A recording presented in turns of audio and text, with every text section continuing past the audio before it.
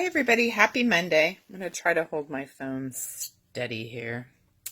I'm going to record 3 videos this week. I'm committing to that. And they're all going to be about toxicity. So first I want to talk in general about environmental toxins. So every newborn child in the U.S. now has over 200 chemicals in their the umbilical cord. 200. They say it's like 280, which is terrifying. So anyway, obviously toxicity is passed from us to our children, from women to their children, not from men. But we're carrying a heavy toxic load from birth, and then we continue to be exposed. So just a general thing about toxicity, we're constantly bombarded with toxic load to our system in our food, our air, our water, our cleaning products, and our beauty products. So today I'm going to cover cleaning products and beauty products in 2 separate videos because I have a lot more to say about that. I think most of this stuff, so food, water, and air. Okay, air, we are exposed constantly from air pollution. So we really need to keep our pathways, our detox pathways, as clear as we can. I might do a 4th video on that separately, keeping our detox pathways. But we all know air pollution is bad for us. We've known that since the 70s when it started getting really bad in California, and they created all the emissions laws in California. The best thing you can do to combat that is get a good air filter. I do not have one, but the air doctor is supposed to be really good. I know friends that have that, and it's supposed to be really good. So that's one thing you can do. You can also get a lot of green plants. You could actually probably just go online and Google which ones help with air pollution. So indoor plants, I don't have those either because if any of you know me, I kill them. I'm only allowed to have succulents now. So anyway, and then of course the last thing you can do is diffuse essential oils in your house. There's several that are really good for air pollution. Purify would be a good one. Lemon clears the air. Probably any of the citrus ones have clearing impacts for breathing. Anything like eucalyptus, peppermint, that's all good for helping it with your breathing. So there's some ideas on that. Okay, water. I did a whole segment on water. So if you guys want to go back and listen to that, it's under, I can't remember where. I think I put under the water, under the food section. So seriously, please don't drink water out of the tap. Please, I'm begging you. If you live on a well, do not drink well water without it being filtered. There's tons of parasites and gross things. And then in city water, there's tons and tons of chlorine, which literally goes right, you know what chlorine does? Kills bugs, right? It goes right into your gut where your microbiome is and kills off all of your bugs. Not a good thing, because what tends to happen is the good bugs get killed off and the bad bugs become resistant, and then they overgrow, causing things like SIBO and dysbiosis of your gut. Also, it's been shown fluoride's horrible for you. You guys can look that one up too. I'm not going to go into too much detail, but fluoride is a toxin to your brain. Do not drink your city water that has fluoride. Use a filter that takes out fluoride.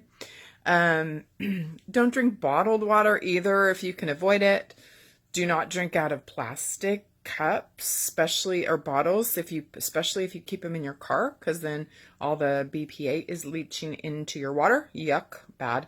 So get a good water filter. If you can't afford much, get a Berkey, because they're not that expensive. There's lots of other ones on the market. So if you want to research those, I can help you with that if you're interested. But just don't drink your city water, because the groundwater has been shown to have prescription medicine in traces of prescription medicines in it, because people are taking medicine and then peeing it out, and then it goes through the filtration process, and Seriously, people, good water filter, good water filter. Okay. Now food, maybe I need a fourth video. Food. Okay. So a couple things in food. First of all, we've talked about this before. Artificial sweeteners, really bad for you, toxic to your liver. Glyphosate is horrible. That's why we want to eat organic food as much as we can. Glyphosate is the active ingredient in Roundup, which is sprayed all over our crops. I'm going to turn, because I have some stuff on the computer here. So our crops, wheat and corn, obviously soy, but also almonds, avocados, broccoli. It shows up in our milk and eggs, because our chickens are eating feed that has glyphosate on it. So the worst part about glyphosate is the same thing as your gut bacteria. It really fries your gut bacteria because it goes in there and kills everything off. That's what it does. That's why first we genetically modify our foods so it's strong and it can withstand the glyphosate. Then all the weeds and the bugs, when we spray it with glyphosate, our crop lives, but everything else dies. So that is the same thing that happens in your gut. Everything else dies. And statistically, Americans have 13,000% more glyphosate in their urine today than they did 20 years ago. So organic is so important, but even then, there's no guarantee of it being glyphosate free, because if it's next to a farm that has glyphosate, the overspray can affect those crops. So keeping our detox pathways very open. Detox pathways are your sweat, your liver, which does phase 1 and phase 2 detoxification. We might need a whole little blurb on that. Your urine, your feces, when you go number 2, that detoxes it. Did I say sweat already? Sweat. So sweat. Breathing is another detox pathway, because your lungs filter out the stuff you breathe in and you exhale to breathe it out. So those are your detox pathways. It's really important to keep those clear. There's a lot of things you can do to help that. We'll talk more about that at some point.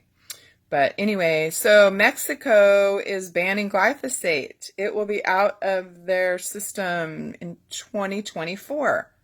Lots of other countries are doing the same. Why is the U.S. not doing that? Because big agriculture has the government kind of in their pocket. So the government agencies that regulate that stuff in their pocket. So I don't want to get political, so I won't. But anyway, glyphosate is horrible. Do not use Roundup in your yard. It's really bad for your pets as well. So those are the main, nitrates, food nitrates. That's the other one. Nitrates is a preservative that's primarily found in meat. So if you can avoid it, get nitrate-free lunch meat if you're inclined to eat lunch meat. Not a big fan. Same thing with hot dogs. They make nitrate free. I think people are getting more familiar with that. I think any of us that have had kids, we knew not to have nitrates when we were pregnant. So that's the same. It's bad for us all the time, not just when we're pregnant. Anyway, so hopefully you are all doing well. And now this video is way too long. I should have cut it into 2. But I am going to talk next about cleaning products and beauty products. So have a great day, everyone.